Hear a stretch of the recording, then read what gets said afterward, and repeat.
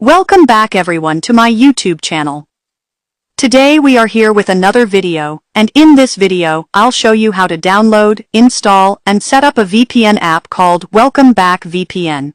This app can help you get a stable and secure internet connection while browsing online. This app is available on the Google Play Store. Before we start, if you are new here, make sure to subscribe, like, share, and leave a comment if something is not clear so you don't miss any of my upcoming videos.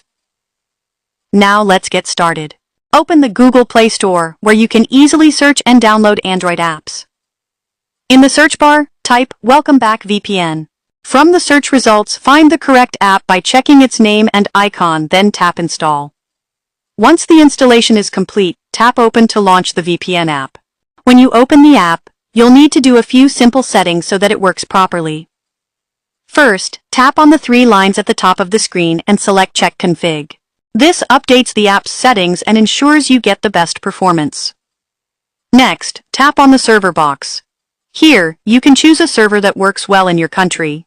For best results, leave it on auto select so the app automatically picks the best and fastest server for you. After that, tap on the country network box.